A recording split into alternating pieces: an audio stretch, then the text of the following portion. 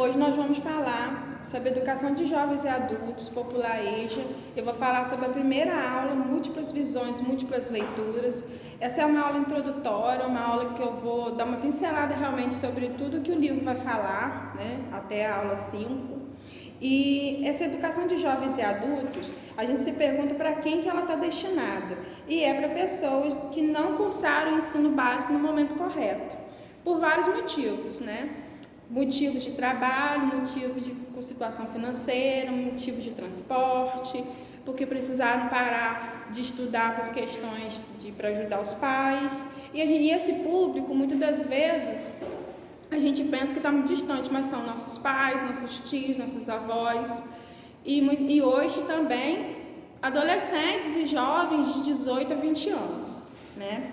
Então, como é que a gente vai tratar esse público? Porque é um público muito diversificado, são pessoas que realmente estão na sala de aula por interesse. Essa é uma grande diferença que tem entre o ensino das crianças e o ensino dos adultos. Eles estão ali porque realmente querem, eles não estão ali por força, né? Nem nada.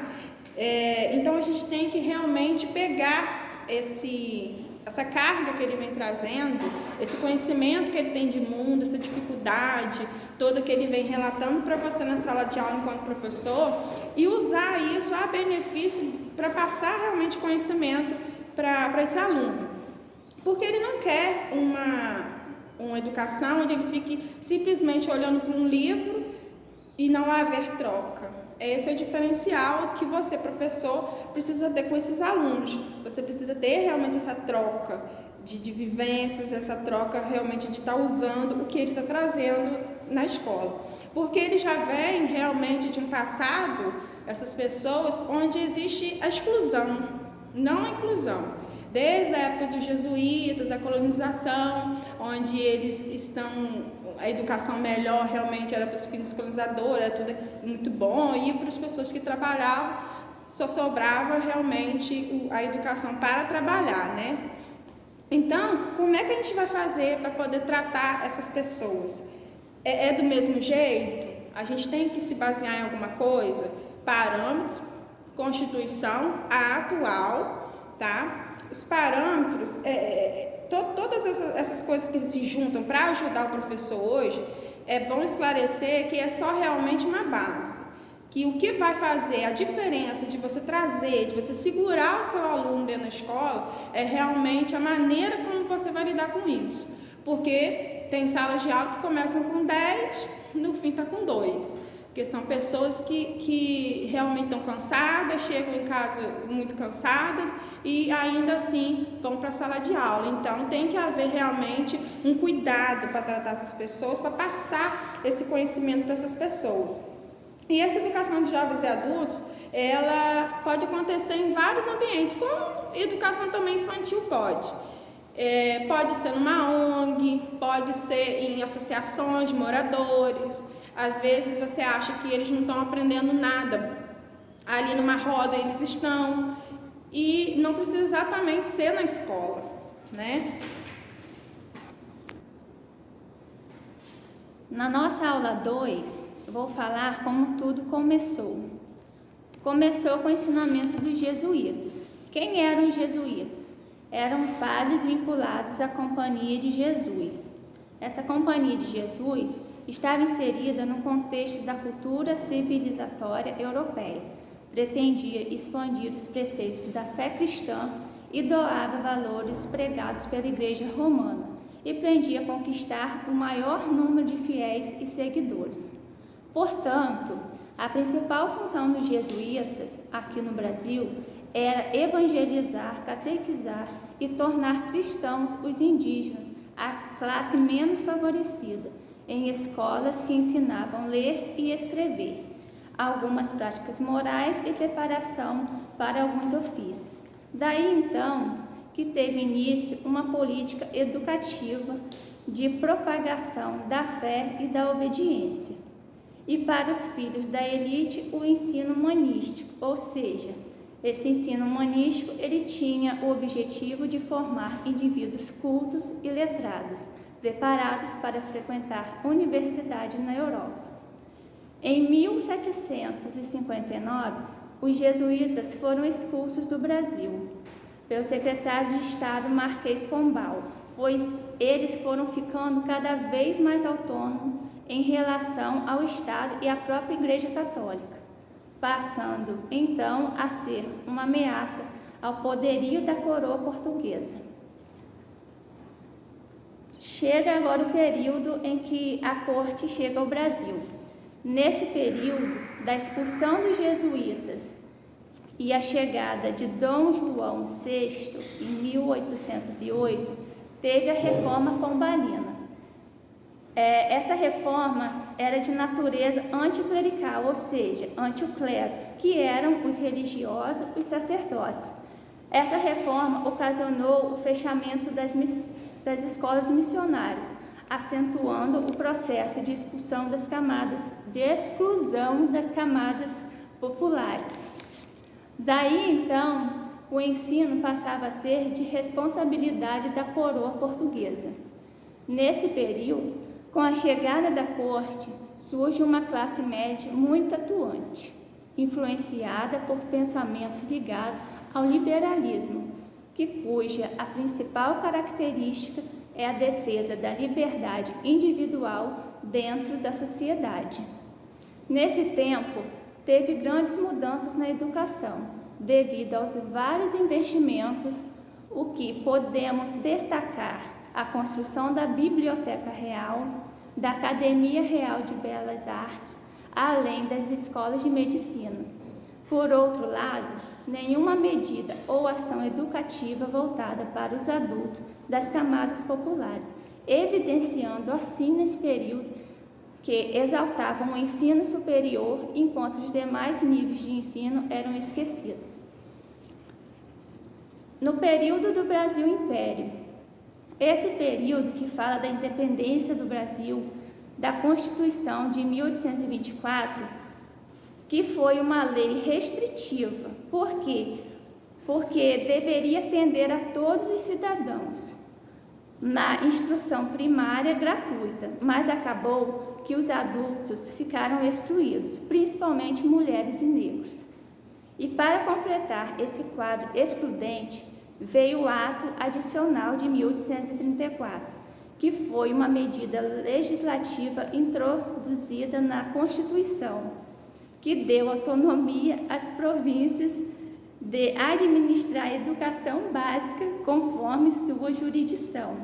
Daí, então, a maioria foi prejudicada, pois ficaram por conta de quem tinha menos recursos, problemas financeiros e estruturais, incluindo um insuficiente número de professores. Foi então que surgiu o método Lancaster, que tinha influência inglesa, pois foi criado pelo inglês Joseph Lancaster. Esse método, também conhecido como sistema monitoral, consistia na atuação dos alunos que se destacavam dos demais como alunos monitores, responsáveis por contribuir para o ensino do restante do grupo. O uso desse método também registrou não só a ausência de professores habilitados e falta de estrutura adequada, como também o baixo número de alunos que frequentavam a escola pública. Entendia também que deveria repartir os alunos em classes segundo a ordem de seus conhecimentos. Para atender o ensino secundário, surgem os liceus, que tinha caráter propedêutico. Ensino que servia de introdução e que preparava o indivíduo para receber conhecimentos mais completos e aprofundados. Essas instituições de ensino foram criadas para atender os anseios dos mais favorecidos financeiramente. Então, o sistema dual do ensino no Império gerou a falência do sistema público nas províncias, ocasionando o esquecimento do ensino profissional, o que atingia aos menos favoráveis, aos menos favorecidos. No final desse período, mais da metade dos brasileiros com mais de 5 anos encontravam-se analfabetos. primeira metade do século XX. O início do período republicano foi com grande movimentação ideológica e assim o processo educacional torna o centro dos debates políticos do país. Surgiu no movimento dos pioneiros da educação da Escola Nova, da educação da Escola Nova, que tinha como educadores Fernando de Azevedo, Anísio Teixeira, dentre outros. Esse foi um movimento ideal para que as pessoas tomassem consciência dos problemas de escolarização. Nesse período, houve a Constituição de 1891, que marca o único do sistema federativo e a descentralização do ensino no Brasil em termos dos aspectos educacionais. Observa pouco avanço, omitindo até mesmo o princípio da gratuidade do ensino.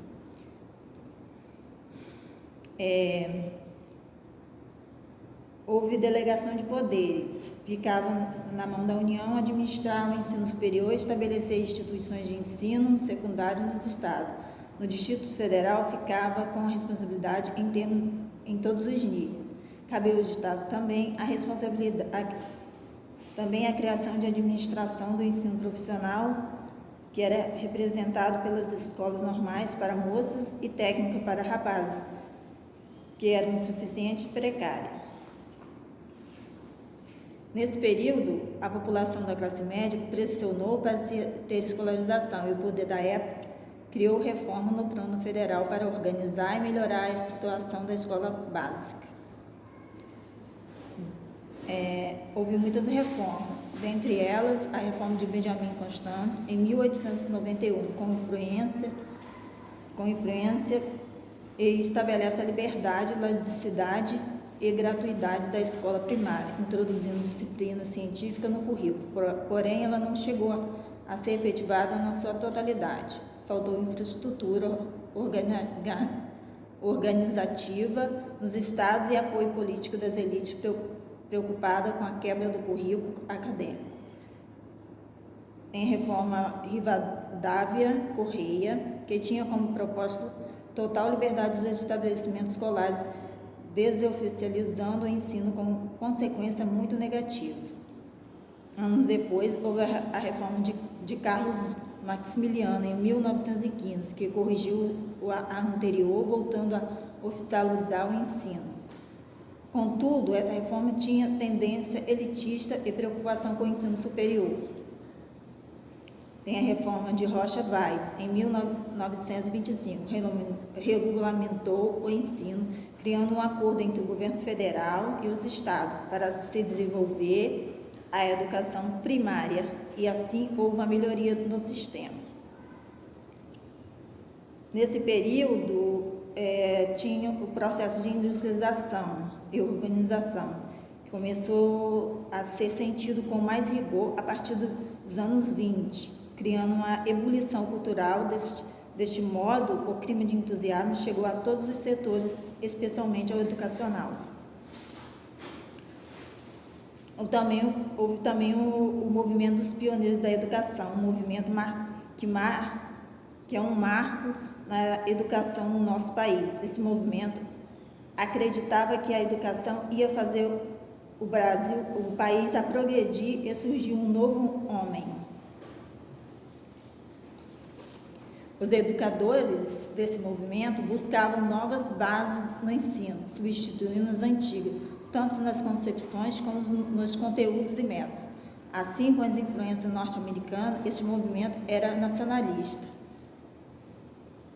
Mesmo com as influências norte-americanas, esse movimento era nacionalista e tinha um caráter salvacionista, sendo a escola a solução para todos os problemas sociais. Nesse movimento, a escola deveria ser integral e que desenvolvesse o raciocínio, se adaptando às características de cada região. Com o movimento dos pioneiros surgiu o manifesto em 1932, sendo um documento de grande valor histórico. Nele, educadores combatem a escola elitista e tradicional, pregam a laicidade e a gratuidade da educação e defendem o ensino público e obrigatória em todo o território nacional. Este foi um período de intensa mobilização dos educadores, de campanhas de erradicação do analfabetismo, da participação do proletariado urbano e da difusão de modernas teorias educacionais. Mas isso não continuou, fracassando, porque menos de um terço da população estava na escola. As classes populares se contentavam com o ensino profissional e o secundário ficava com as elites. A Revolução de 1930 levou Getúlio Vargas ao poder e marcou uma reformulação da sociedade política, havendo de início boa convivência das correntes inovadoras com o poder constituído. Começando pela Constituição, na educação encaminhou uma política de educação, propondo o Plano Nacional de Educação deveria ser normalizar o ensino e definir responsabilidade entre os poderes. Vários temas eram o foco dos debates dos educadores, como a educação como direito de todos, liberdade de ensino em todos os graus, ensino primário extensivo aos adultos, gratuito e obrigatório, financiamento para a educação. Os avanços obtidos com a Constituição de 1934 acabou no golpe de Estado de 1937 pela Constituição de 1937. Nesse golpe, enfatizava a concepção de que a educação das classes populares deveria ser encaminhada ao sistema produtivo e que dependesse desse sistema. O Estado Novo de Getúlio Vargas, em 1937 a 1945, apesar do fechamento político, houve avanço para a educação de adulto, criando assim o Fundo Nacional do Ensino Primário, que cobria o ensino supletivo para adolescentes e adultos, ampliando a oferta de vagas em alguns estados. Durante o Estado Novo, houve a reforma de Capanema, que tentou normatizar o sistema educacional, dando estrutura própria ao ensino industrial, ao comercial, ao secundário, ao primário, ao normal e ao agrícola, que até aquele momento foi a mais abrangente e organizada. Com a pressão dos setores produtivos para definir políticas educacionais para formar mão de obras, surgiu em 1946 concursos rápidos e específicos para atender jovens e adultos com pouca escolaridade. Com o fim da Segunda Guerra Mundial, em 1939 a 1946, e disposição de Getúlio Vargas,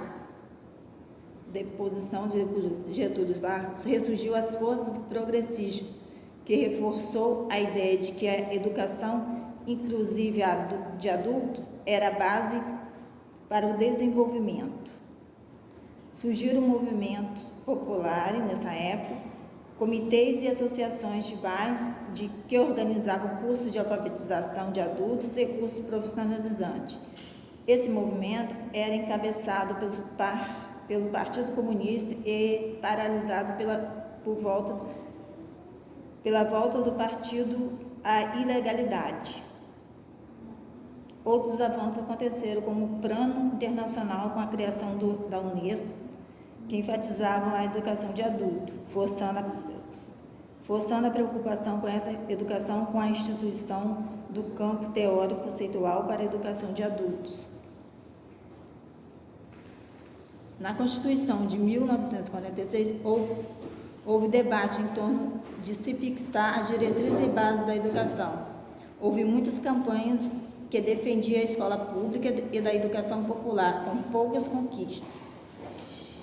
O Ministério da Educação criou em 1947 um serviço destinado à educação de adulto, CEIA, promovendo um movimento chamado Campanha de Educação de Adolescentes e Adultos.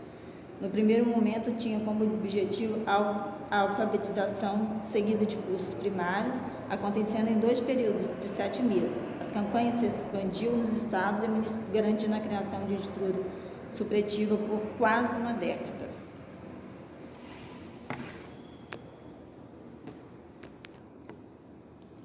Vou falar da aula 4, da EJA no período da ditadura militar, a Nova República, período de 1960 a 1980. Os anos 60 foram um período marcante no Brasil e no mundo. Guerra Fria, manifestações, os estudantes nas ruas de Paris e do Brasil. Foram muitas transformações. Transformações nos penteados, nas vestimentas, na maquiagem, a pílula anticoncepcional. As vestimentas eram influenciadas na época pelos biltres, as roupas eram mais justas, os cabelos com franjões, paletós sem colarinhos. Transformações saíram do tradicional para essas mudanças. O anticoncepcional que foi liberado na década de 60 representava uma grande revolução social. A música de Odair José, Pare de Tomar a Pílula, chegou a ser censurada e foi proibida. Nesse período, aconteceram muitas críticas e as pessoas que criticavam o regime, a ditadura, elas eram perseguidas com veemência. O regime era ditatorial e não aceitavam crítica. Cantores em que as músicas faziam oposição ao regime ditatorial que foi o da ditadura militar, eles eram perseguidos.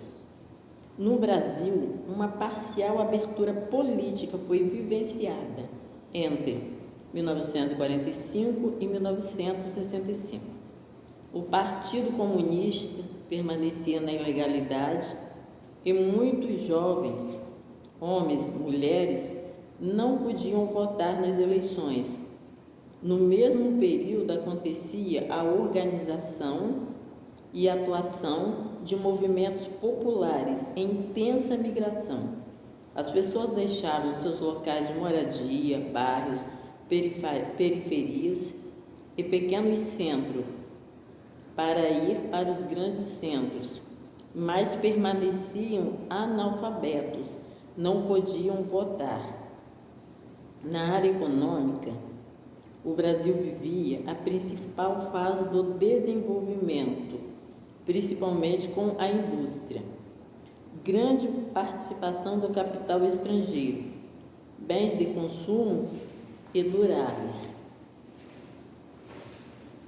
Produtos químicos circulavam pelas ruas da cidade. Os primeiros Volkswagen Nacional e a nova capital, cidade de Brasília, iniciavam suas atividades. Houve grande crescimento de emprego, a construção de Brasília e as indústrias geravam grande crescimento de emprego, mas as condições da população carente continuavam às margens dos benefícios do crescimento econômico, não obtiveram os benefícios do crescimento econômico.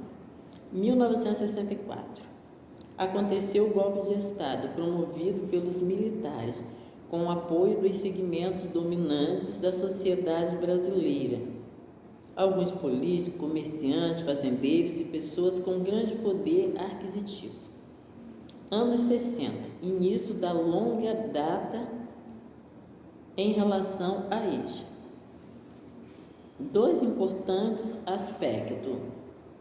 O primeiro relacionava-se ao fato de que a educação de jovens e adultos, a EJA, já se configurava como preocupação no âmbito mundial, como ficou evidente na Conferência Internacional de Adulto, ocorrida em Montreal, em 1963. Na ocasião, a EJA passou a ser vista como continuação da educação formal permanente e como educação comunitária. Segundo, estudo das taxas de analfabetismo, que eram muito grandes, o primário era ineficiente e havia muita repetição. Nesse cenário, A EJA ainda era desenvolvida por entidades sociais que promovia ações filantrópicas como igrejas, através de campanhas. Nesse contexto, acontecia o otimismo político do desenvolvimento industrial. Mas, como a população vivia em baixo nível educacional, baixa participação política e econômica, não se pensava apenas em alfabetização, mas na formação continuada dos estudos. Campanhas de educação de adolescentes e adultos objetivava a formação continuada para quem soubesse ler e escrever, para que se ingressasse em coisas melhores. Viam a educação como oportunidade de transformação. Novo paradigma pedagógico teve como referência principal o educador Paulo Freire, cujo pensamento e proposta para a alfabetização de jovens e adultos inspiram os principais programas de alfabetização e educação popular que se realizaram no início dos anos 60.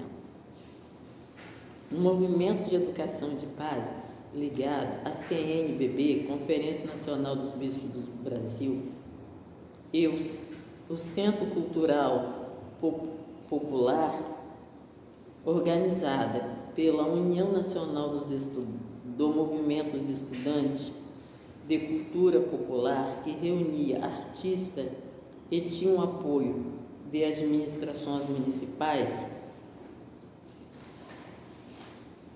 Paulo Freire, conhecido educador na atualidade, partira do mesmo princípio. Os jovens e adultos vão ou retornam para a escola com o conhecimento do mundo, mas o programa foi silenciado pelo golpe militar.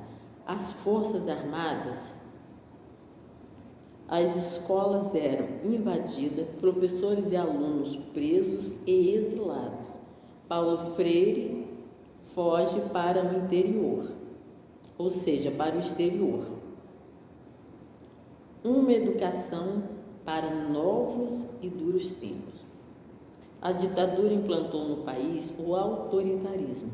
Toda a sociedade tornou-se vítima. A preocupação com a ordem, a segurança, o temor do fantasma do comunismo levaram de imediato à intervenção em proposta de educação desenvolvido pelos movimentos populares e instituições públicas e privadas de educação, causando a extinção dos centros populares de cultura, as agremiações de estudantes, deixando claro a intenção de educar politicamente a juventude, com a criação de disciplinas obrigatórias que exaltasse e cultuasse a pátria. No regime militar, a educação foi pensada e planejada para defender os interesses da classe dominante. Sob a máscara da erradicação do analfabetismo, a EJA tinha como meta fazer com que seus alunos aprendessem somente ler e escrever, sem se preocupar com a formação integral, uma educação desvinculada de intenções subversivas de conscientização popular e estruturada no assistencialismo e no conservadorismo. Como o golpe militar foi concebido com influência dos Estados Unidos e atendia seus interesses, o MEC assinou o convênio com a Agência Internacional dos Estados Unidos para a realização de estudos que levassem à reorganização da educação brasileira e de toda a estrutura de ensino, mas tinha que ser um modelo de educação de acordo com os ideais da ditadura militar. Os acordos MEC-USAID garantiu ao Brasil assistência financeira para a implantação da reforma educacional proposta pelos militares, Lei 5.540/68, fundamentada em 3 pilares: desenvolvimento, segurança e comunidade. Programas eram implantados sem o conhecimento prévio dos educadores brasileiros e eram pensados pelo UFNDE. O Mobral propunha alfabetização funcional de jovens e adultos, pois o objetivo da ditadura militar era erradicar conhecimento que proporcionasse condições ao povo de participar da política. Não interessava ao governo a politização da classe pobre. A alfabetização que vinha sendo desenvolvida até então, em função das discussões promovidas, era entendida como estratégia comunista, visando a divulgação de ideias e valores marxistas. E esses eram os maiores inimigos dos americanos. Portanto, ao criar o Mobral, asseguravam-se de que esse problema não apenas estivesse resolvido e, ao mesmo tempo, que pensavam a ter oportunidade de divulgar novos valores do sistema instituído, que tinha como ideia principal deslocar o foco da desigualdade social, convencendo o indivíduo que a resolução dos problemas passava primeiro por ele próprio, uma questão de investimento social. A Lei 5.692/71 substituía a Lei 4.024 de 61. Os acordos MEC e USAID entre Brasil e Estados Unidos, além de depositar dinheiro, visavam mão de obra barata, redução de gastos na educação e ensino superior só para a elite. O parecer 699/72, apesar da intenção do legislador se ampliar a escolaridade, mas o objetivo continuava sendo o mesmo, atender ao mercado de trabalho. O parecer 45/72 deixa muito claro essa intenção. 1980, década de luz, de liberdade no fim do túnel. Para responder às críticas dos educadores, o governo fecha o Mobral em 1985 e institui a Fundação Educar, Fundação Nacional de Educação de Jovens e Adultos. A Educar, além de reformulação do programa Mobral, cabia fornecer apoio técnico e financeiro às iniciativas do governo e da sociedade civil. E em 1986 implantou programas de educação básica para a Baixada Fluminense.